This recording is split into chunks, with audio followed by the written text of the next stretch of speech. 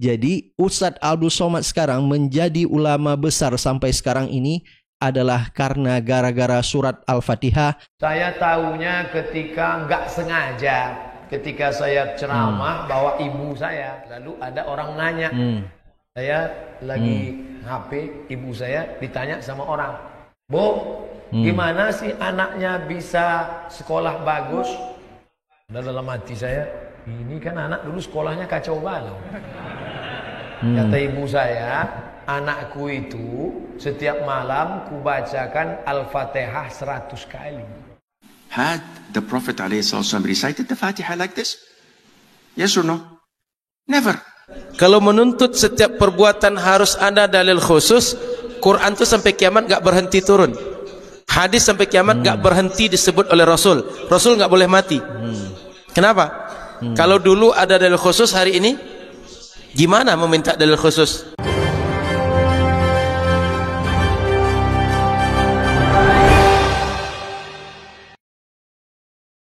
Assalamualaikum warahmatullahi wabarakatuh. Kembali lagi di suara Anda. Baik, hari ini kita akan melihat yaitu kedahsyatan surat Al-Fatihah, di mana Ustadz Abdul Somad yaitu membeberkan fakta tentang surat Al-Fatihah, di mana beliau didoakan oleh orang tuanya almarhum ibunda Ustadz Abdul Somad, sehingga Ustadz Abdul Somad sekarang kita lihat sudah menjadi ulama besar. Jadi Ustadz Abdul Somad ini kita sudah tahulah kapasitasnya dalam memberi pencerahan kepada umat Islam. Dan beberapa hari kemarin viral tentang larangan membaca surat Al-Fatihah yang disampaikan oleh Syekh Hasim, di mana menurut Syekh Hasim tidak ada hadis yang membolehkan membaca surat Al-Fatihah dalam memulai kajian atau memulai sesuatu atau punya hajat tertentu. Menurut Syekh Hasim itu adalah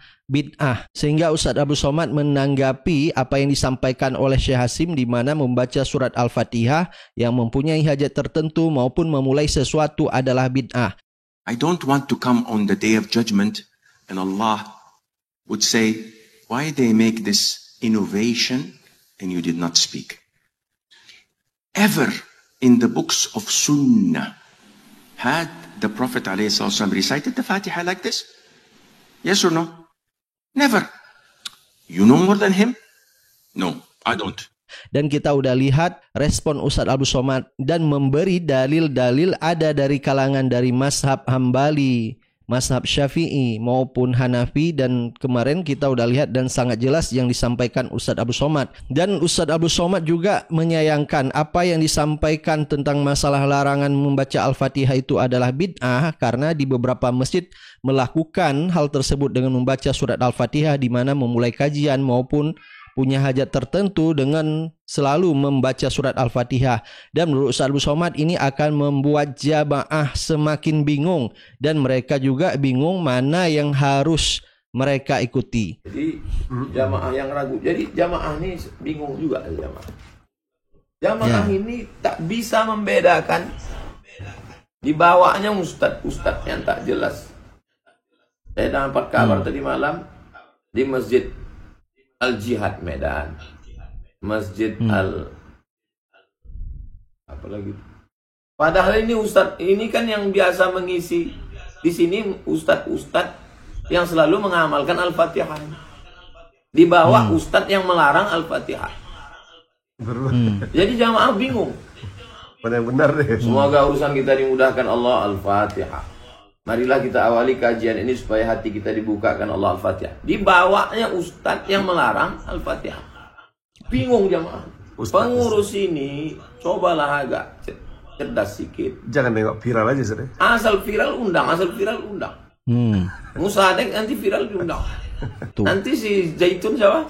Si Panji gue bilang. Mas Panji undang. Yahudi undang juga. Tengok dulu. Kasihan jamaah ini, kasihan.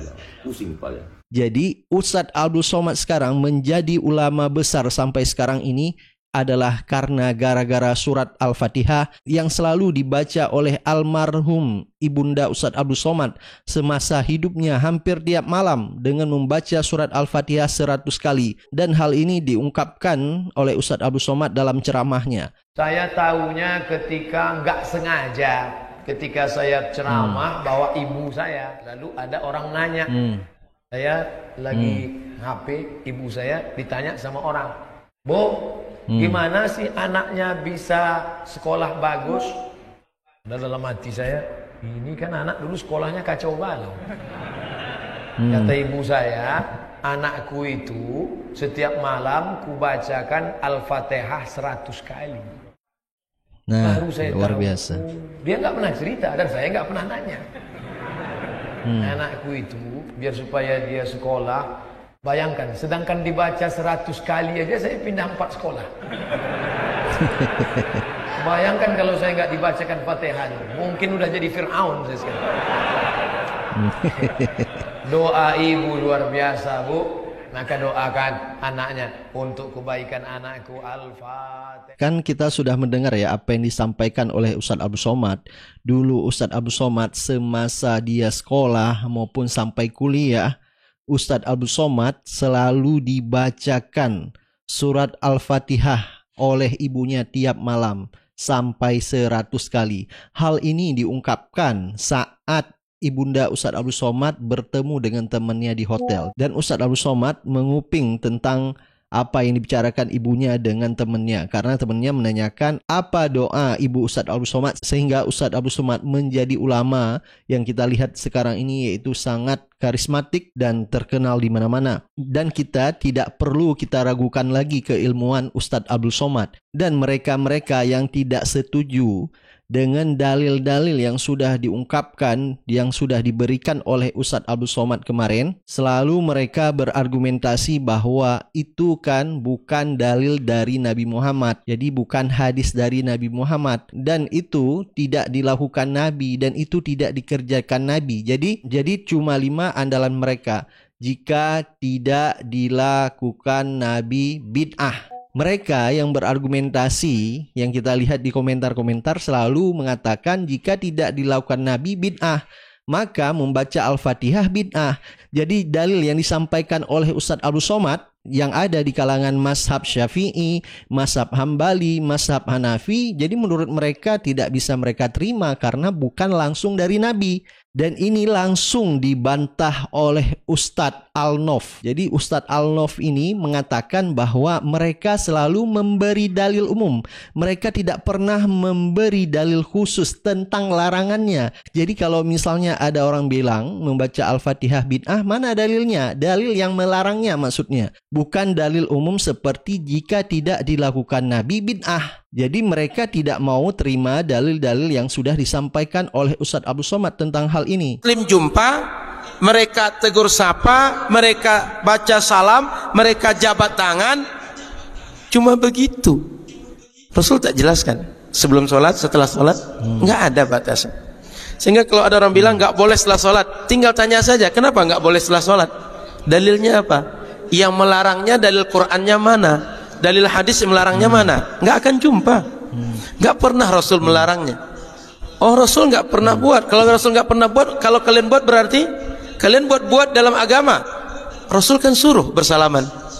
Kenapa Rasul tak buat? Rasul suruh. Nggak mungkin Rasul suruh tapi Rasul tak buat. Kan suruhan Rasul, arahan Rasul. Hadis itu, sunnah itu ada qauli, ada fi'li, ada takrir. Ini Rasul arahkan. Berarti ini arahan Rasul, hadis Rasul. Berarti berbuat sesuai dengan sunnah. Oh kan tidak ada penjelasannya. Habis Rasul kalau tak buat berarti dia tidak sunnah dibuat. Itu kan dalil umum. Kenapa kami dengan dalil umum tak boleh? Kamu membantah dengan dalil umum boleh. Dan kenapa kamu benar kami salah? Kan sama dalil umum, kami juga pakai dalil umum.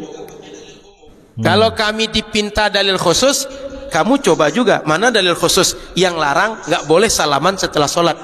Nggak ada. Maka Bapak Ibu rahmati Allah Subhanahu Wa Taala.